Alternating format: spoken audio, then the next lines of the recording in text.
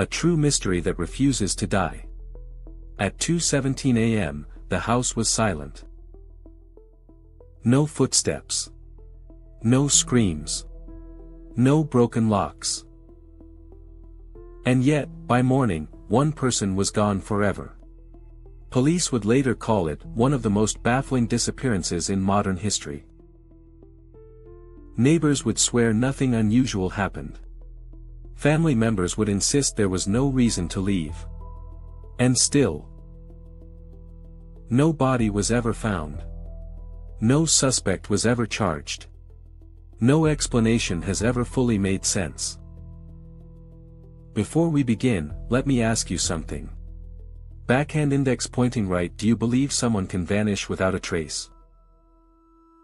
If stories like this keep you awake at night, subscribe now, because this is part 1, and what you're about to hear only gets darker.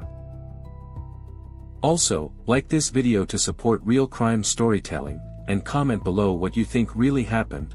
Your theory might be closer to the truth than the police reports. Now, let's go back to the night everything went wrong. On September 14, 2014, Daniel Harper, a 29-year-old software analyst, woke up just like any other Sunday morning.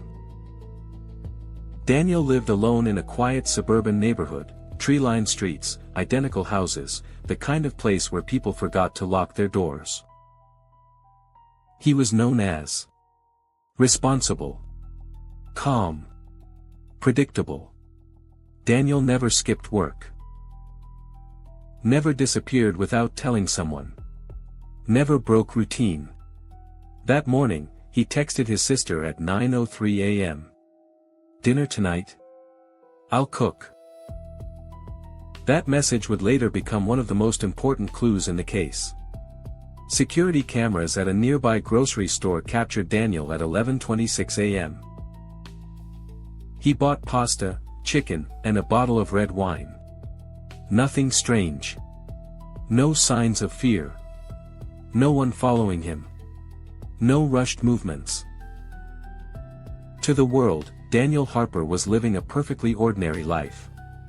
And that's what makes what happened next so terrifying. Daniel returned home at 12:11 p.m.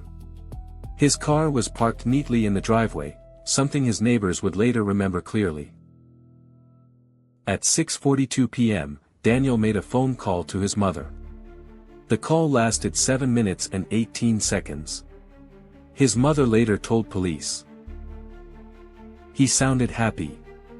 Normal. He said he was trying a new recipe. No arguments. No stress.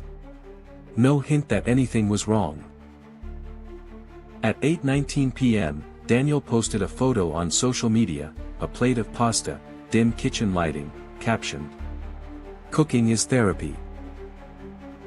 That post would be the last confirmed sign of Daniel Harper alive. According to phone data, Daniel's phone was last active at 2:17 a.m. No calls. No messages. Just a brief screen wake. Investigators believe this moment is critical. Because after 2:17 a.m., Daniel Harper disappears from every system. Phone, off.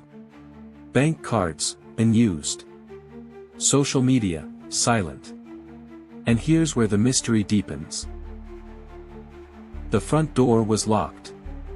The windows were closed. There were no signs of forced entry. Inside the house. Wallet on the table. Keys hanging on the hook. Shoes neatly aligned by the door. Daniel didn't take anything with him. Not even his phone charger.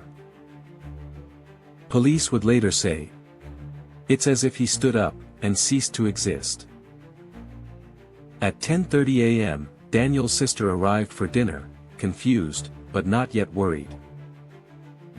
She knocked. No answer. She tried calling.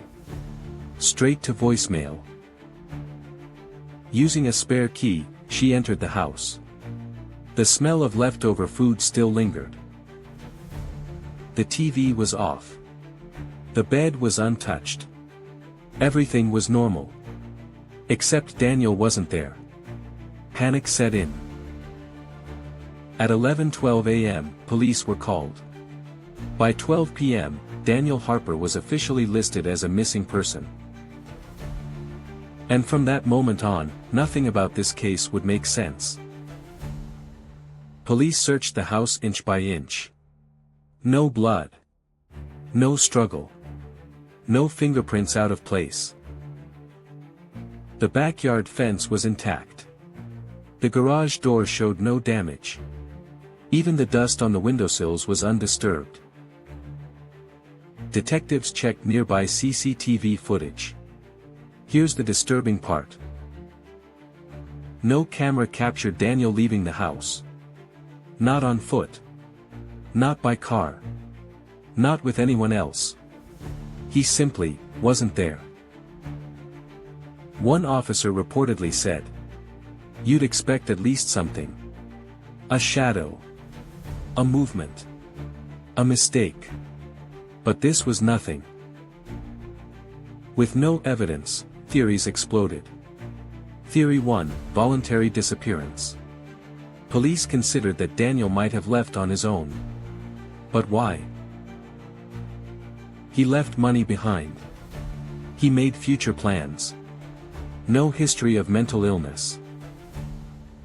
Friends described him as grounded and happy. Theory 2, foul play. But how do you abduct someone from a locked house?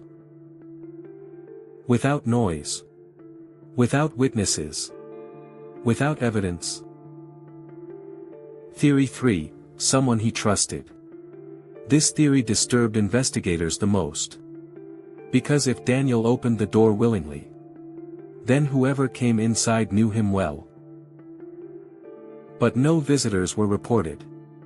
No calls. No messages. The trail went cold, fast. 3 days later, something strange happened. Daniel's phone pinged a cell tower. Just once. At 3:41 a.m. The location was 17 miles away from his home, near an abandoned industrial area. When police arrived, they found nothing. No phone. No footprints. No evidence. Only silence. And questions. Daniel Harper vanished from a locked house, without warning, without reason, and without a trace. In part 2, we will uncover the hidden detail police missed, the witness who came forward years later, and the theory that might finally explain what happened that night. Subscribe now so you don't miss part 2. Thumbs up like this video if you enjoy deep, real crime stories. Speech balloon, comment your theory below. Was this a perfect crime or something even darker? Outbox Stray, share this story so more people can decide for themselves. Because some disappearances refuse to stay buried.